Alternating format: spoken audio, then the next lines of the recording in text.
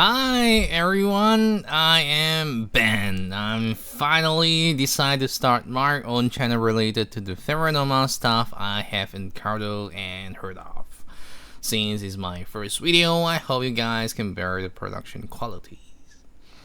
Before we start our full story, a reminder to those who have weak heart, please have your parent monitor you, have the lights on, and don't forget to watch this only during the day cause you might wet your pants for refusing to go to the toilet if you're watching at night. Especially after 12 PM where everyone's asleep but you. I know some of you would freak out later. Thumbs up a warmly welcome. Now then, the story I want to talk today is my personal experience when I was a kid. It's a true story of mine which I had quite a lot of weird encounters, though it might raise skepticisms, that's why. I wanted to throw a quote out about those who haven't seen Apple in another region doesn't mean it doesn't exist. Similar to those people who live in the past can never know what is electricity, can never know what's digital stuff, can never know what's computers, Apples, iPhones, Steve Jobs, etc. You have people believe in paranormals but with skepticisms. At the same time, you have people interact with paranormals. I'm considered in between. Anyway, it all started when I was roughly around 7 to 10 years old, having a summer holiday. It goes like, ha ha ha ha, it's finally the summer holiday. Yeah, no longer I'm getting loaded with homeworks and forced to wake up from my warm bed. My mission for the summer holiday will be games, and games. The important things require a repeat of calling of 4 times. That's what usually a kid do during a summer holiday. Nothing more, and that's me. We have a PlayStation 1 and a TV. I remember the first game my brother bought was Digimon World, and it was the Japanese versions. You know that as a kid, we don't usually read but skip the dialogue throughout the game. So we play a couple of hours and realize that to be able to save the game, we require a memory card, which kids in the newer generation might have no idea what it is. It's like you're telling them, yo, you know cassette? No idea. You know Elvis? No idea. And if you ask them more, they will just look at you and keep shaking their head. Okay, continue the stories. Things weren't inexpensive back then. The satisfactions of having achieved a perk after perk, like you have a new controller, it feels satisfying. And when we bought a memory card, it feels awesome. They were so exciting back then. Oh, exciting experience. Childhood memories.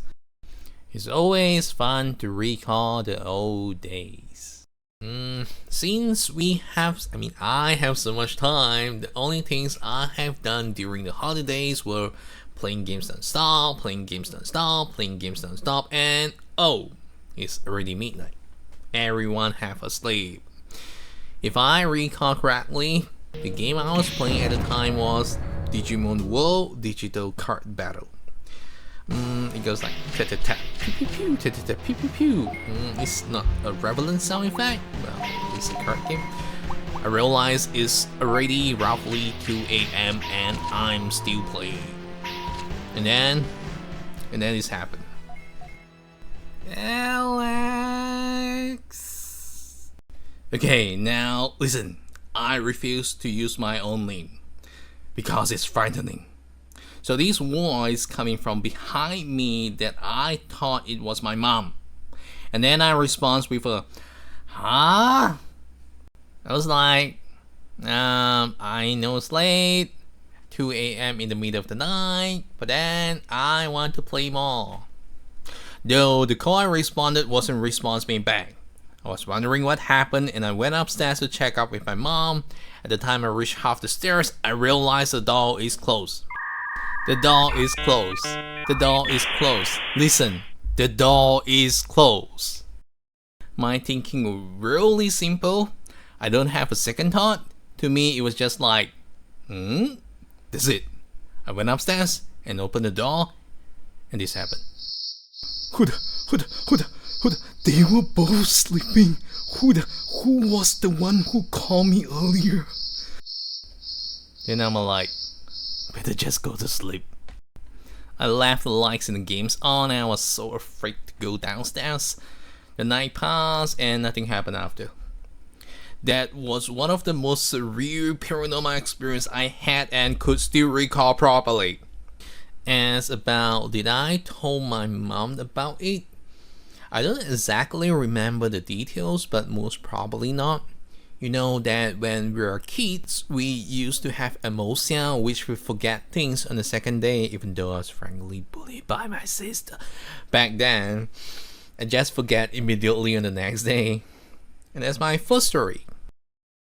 You know, not all stories has an ending. It's only one side story from me. It left me thinking years ago what that noise supposed to be. There are beliefs in the Chinese culture that we have this so-called fire on our shoulders and fire on our head, and when you flip your head over the shoulders, those spirits could sneak into you. Or maybe that's a goodwill spirit to freak me out in another way, convincing me to sleep early. Things that we don't know. I don't have the ancestor place for praying at home back then, but who knows?